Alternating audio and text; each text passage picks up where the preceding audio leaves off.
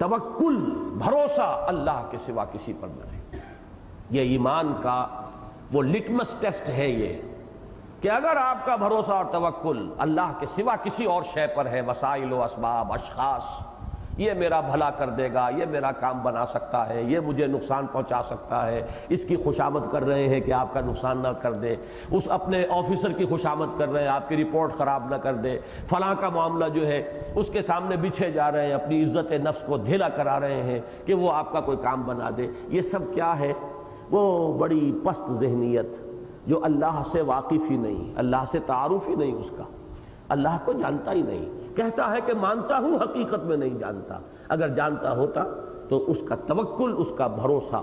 دیکھیے یہی بات آئی ہے سورہ بنی اسرائیل کی دوسری آیت میں، وَآتَيْنَا مُوسَى الْكِتَابَ وَجَعَلْنَاهُ هُدًى لِبَنِي إِسْرَائِيلَ أَلَّا تَتَّخِذُوا مِن دُونِي وَكِيلًا۔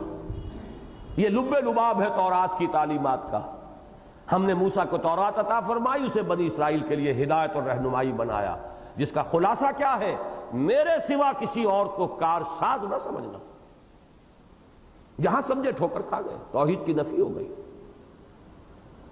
اسی کا ایک معاملہ ہوا تھا سیرت النبی میں۔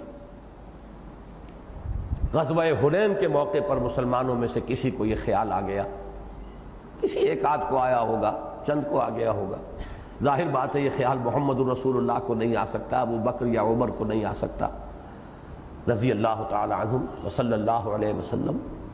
خیال یہ آ گیا کہ کبھی ہم 313 ہوتے تھے تو ہم نے مار نہیں کھائی، آج تو ہم 12,000 ہیں۔ 12,000، 10,000 تھے جب مکے میں داخل ہوئے ہیں، اور جو مکے میں ایمان لائے طلقاء، اور کچھ وہ لوگ بھی جو ایمان نہیں لائے تھے لیکن وہ بھی اب شامل ہو گئے، اس لیے کہ رعایا ہے اب تو مسلمانوں کے مطیع 12,000 کا لشکر۔ لیکن کیا ہوا؟ وَيَوْمَ حُنَيْنٍ إِذْ أَعْجَبَتْكُمْ كَثْرَتُكُمْ۔ یاد کرو ذرا حنین کے دن کو جب کہ تمہیں اپنی کثرت پر ناز ہو گیا تھا، وسائل و اسباب پر۔ نتیجہ کیا نکلا؟ زمین اپنی تمام وسعتوں کے باوجود تم پر تنگ ہو گئی۔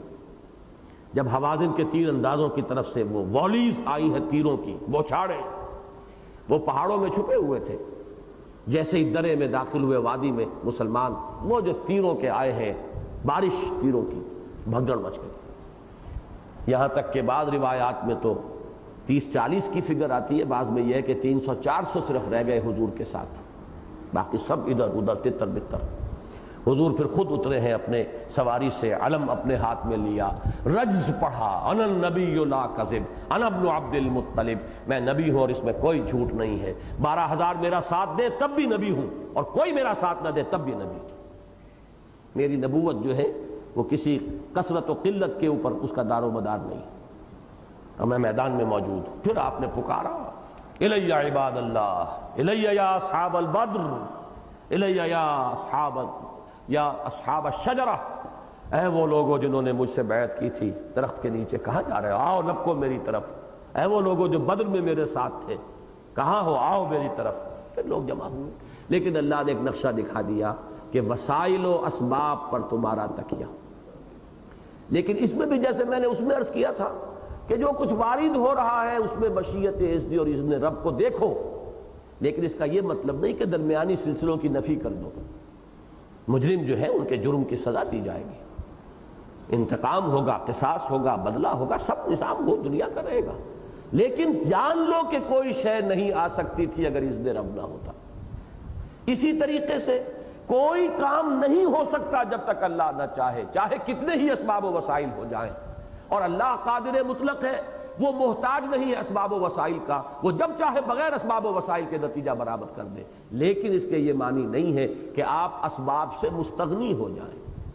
اعدوا لهم ما استطعتم، اپنے حد امکان تک کوشش کرو اسباب و وسائل فراہم کرو، اس لیے کہ یہ دنیا اللہ نے بنائی ہے اسباب و وسائل کے ساتھ۔ اگرچہ وہ خود ان اسباب و وسائل کا قیدی نہیں ہو گیا ہے معاذ اللہ، اس کے ہاتھ بند نہیں گئے ہیں، لیکن یہ کہ دنیا کا نظام اس نے عام طور پر انہی اسباب و وسائل کے ساتھ وابستہ کیا ہے۔ جب چاہے وہ اسباب و وسائل کے سلسلے کو توڑ کر اور پھوڑ کر اپنی مشیت خصوصی کو ظاہر کر دے، یہ اس کا اختیار ہر وقت موجود ہے۔ لیکن یہ کہ عام طور پر اور ہر روز وہ ایسا نہیں کرتا.